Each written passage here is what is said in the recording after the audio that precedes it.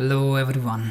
इससे पिछली वीडियो के अंदर हमने देखा कि माइग्रेशंस क्या होती हैं और उनका बेनिफिट्स क्या होता है, और आज की वीडियो के अंदर हम अपनी कस्टम माइग्रेशंस बनाएंगे और देन उससे हम अपना टेबल का स्ट्रक्चर भी डिफ़ाइन करेंगे। तो माइग्रेशन आप कैसे बनाते हैं, तो यहाँ पे लारावेल की डॉक्यूमेंटेशन आपको क्लियरली डिस्क्राइब कर रही है कि आपने इस कमांड से मेक कमांड से माइग्रेशन को बनाना है।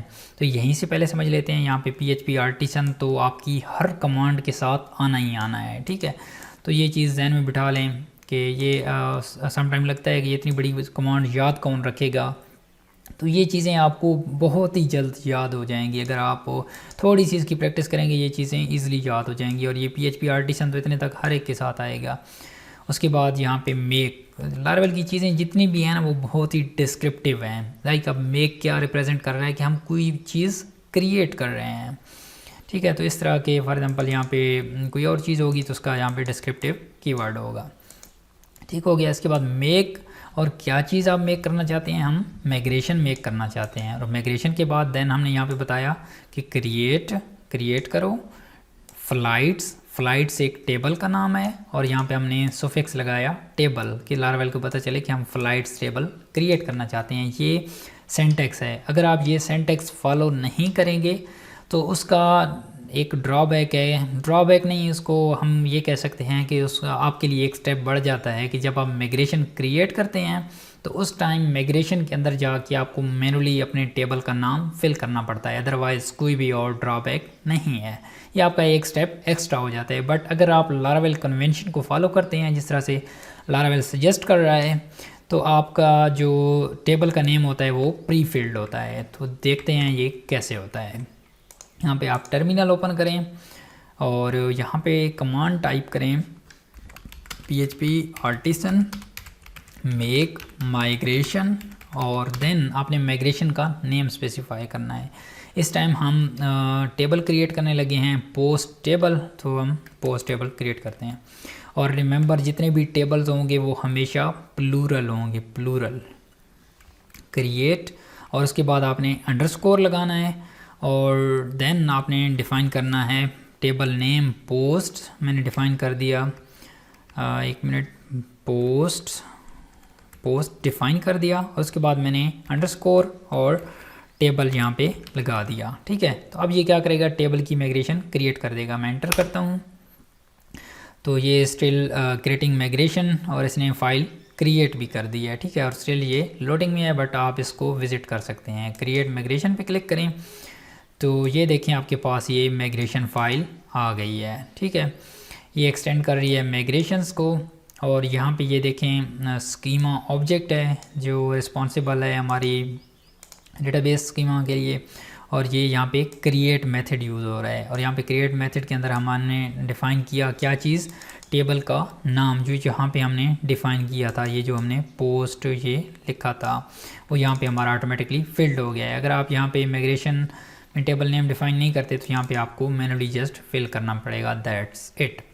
ओके, इसके बाद ये क्लोजर है और इसमें ब्लूप्रिंट टेबल, ठीक है। टेबल के आप इस इंस्टेंस की मदद से सबसे पहला जो आईडी वाला है ये ऑलरेडी आपके साथ आपके पास बना हुआ आ जाएगा। ये क्या आईडी किस चीज़ को रिप्रेजेंट कर रहा है, ये आपकी फॉरेन की को रिप्रेजेंट कर रहा है। आपको फॉरेन की बनाने की ज़रूरत नहीं है, टेबल और अंडरस्कोर आईडी हेल्पर से आपकी फॉरेन की बन जाएगी। और उसके बाद ये वाली चीज़ आप कहेंगे ये वाली चीज़ क्या है, ये तो कन्फ्यूजिंग है। नहीं, ये बिल्कुल कन्फ्यूजिंग नहीं है। यहाँ पे है टेबल टाइम स्टैम्प्स की माइग्रेशन आपने माई सीक्वल के अंदर भी देखी होगी। अगर मैं आपको दिखाऊं माई सीक्वल के अंदर, यहाँ पे आप किसी भी उसके अंदर चले जाएं, लाइक मैं ई फ्रोबर रिकॉर्ड के अंदर चला गया, और यहाँ पे मैं करता हूँ किसी एक को मैं एडिट कर दूँ। एक मिनट, ये एक फुल टेबल्स हैं तो मैं इसके अंदर आता हूँ और यहाँ पे देता हूँ, एडिट पे क्लिक करता हूँ। तो edit, no not edit. So basically मैं इसका स्ट्रक्चर चेंज करना चाहता हूँ। तो स्ट्रक्चर में जब आप आते हैं, ये इसका मुझे चेंज वाला वो ऑप्शन क्यों नहीं डिस्प्ले करा रहा है, एक मिनट मैं किसी और को ओपन करता हूँ, ID डॉक्यूमेंट, और यहाँ पे हमारे पास चेंज वाला ये डिस्प्ले नहीं करा रहा, वाई। सो एनीवे यहाँ पे हमारे पास चेंज, और जब हमारे पास डिफरेंट टाइप्स होती हैं लाइक वार कार होती है, उसके बाद इंटीजर होती है, डिफरेंट टाइप्स होती हैं, तो इसी तरह से हमारे पास टाइम स्टैम्प्स भी एक टाइप है, और ये दो तरह के हमारे पास कॉलम्स क्रिएट करेगी। फर्स्ट वन हमारे पास होगा क्रिएटेड एट, और जो सेकंड होगा वो हमारे पास होगा अपडेटेड ऐड। तो ये कॉलम्स ये ऑटोमेटिकली लारावेल ऐड कर देता है, और इसका हमें फ़ायदा ये है कि जब फॉर एग्जांपल हम ये पोस्ट टेबल बना रहे हैं और इसमें हमारी पोस्ट सेव होगी, तो जब भी हमारी पोस्ट क्रिएट होगी ऑटोमेटिकली ये डेट्स फिल हो जाएंगी। तो उससे ये होगा कि हम उस पोस्ट का टाइम निकाल सकते हैं कि हमारी पोस्ट किस टाइम क्रिएट हुई, तो हमें मैनुअली ये चीज़ करने की ज़रूरत नहीं पड़ेगी। ठीक हो गया। और अब हम चलते हैं और यहाँ पे लिखते हैं टेबल। एक और मैं कॉलम्स इसमें ऐड करना चाहता हूँ, और कॉलम मैं कौन सा ऐड करना चाहता हूँ इसमें, मैं इसको नेम देता हूँ स्ट्रिंग। मैं इसकी डेटा टाइप रखना चाहता हूँ स्ट्रिंग, इस वजह से मैंने इसको नेम दिया स्ट्रिंग, और इसको मैं रख देता हूँ टाइटल। ठीक हो गया। और टाइटल मैंने दे दिया। इसके बाद आपने रखना है न्यूज़ पे आना है, लाइन पे, अगर आपने न्यू टेबल को क्रिएट करना, न्यू टेबल नहीं न्यू कॉलम को। ठीक है, आपने यहाँ पे रखना है, और यहाँ पे मैं इसको टेक्स्ट करना चाहता हूँ क्योंकि मेरी यहाँ पे डिस्क्रिप्शन आएगी। तो टेक्स्ट की लिमिट क्या होती है ये आपको पता होगा। इसकी अगर आपने डिस्क्रिप्शन इसके अंदर सेव करनी है तो इसकी लिमिट स्ट्रिंग से ज़्यादा होती है, तो इसकी आप डॉक्यूमेंटेशन से भी चेक कर सकते हैं, और सिंपली आप गूगल भी कर सकते हैं कि टेक्स्ट की कितनी लेंथ होती है और स्ट्रिंग की कितनी लेंथ होती है। तो ये हमने डिस्क्रिप्शन, दो मैंने कॉलम्स ऐड कर दिए, एक टाइटल ऐड कर दिया, एक डिस्क्रिप्शन ऐड कर दिया।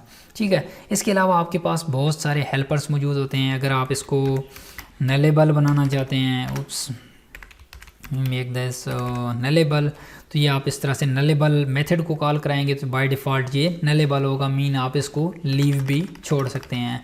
उसके बाद आपने इसको कोई डिफ़ॉल्ट वैल्यू देनी है तो आप यहाँ पे इसको डिफ़ॉल्ट वैल्यू भी असाइन कर सकते हैं। ठीक हो गया। इसके अलावा और भी बहुत सारे मेथड्स हैं, तो वो हम साथ साथ इनको एक्सप्लेन करते जाएंगे। जब हम एक प्रॉपर सिस्टम बनाएंगे तो उसमें हमें ये चीज़ें यूज़ होंगी। तो अभी के लिए मैं ये दो कॉलम्स ऐड करना चाहता हूँ इस टेबल के अंदर। एक प्राइमरी की हमारी ऐड होगी, दो ये कॉलम होंगे, और ये दो टाइम स्टैम्प वगैरह ऐड करेगा। तो इसको कमांड को एग्जीक्यूट कैसे करना है, उसके लिए कमांड है php artisan migrate। तो ये माइग्रेट कर देगा। ठीक है, एंटर किया तो ये देखें माइग्रेशन क्रिएटेड सक्सेसफुली। ये माइग्रेशन और भी चल गई हैं। ये यूज़र वाला टेबल था, पासवर्ड रीसेट था, सबसे लास्ट पे देखें तो ये पोस्ट वाली माइग्रेशन चली है। ठीक है, और यहाँ पे जाएं तो आपके पास, अगर मैं इसको क्लोज़ कर दूँ, यहाँ पे आऊँ लारावेल बिगिनर्स के अंदर, तो हमारे पास मल्टीपल्स यहाँ पे टेबल्स आ गए होंगे। ठीक है, मल्टीपल्स मैं इसलिए कह रहा हूँ क्योंकि हमारे पास ऑलरेडी भी टेबल्स मौजूद थे। लाइक यूज़र्स की माइग्रेशन बाय डिफ़ॉल्ट लारावेल के साथ आती है, फेल्ड जॉब की माइग्रेशन लारावेल के साथ आती है।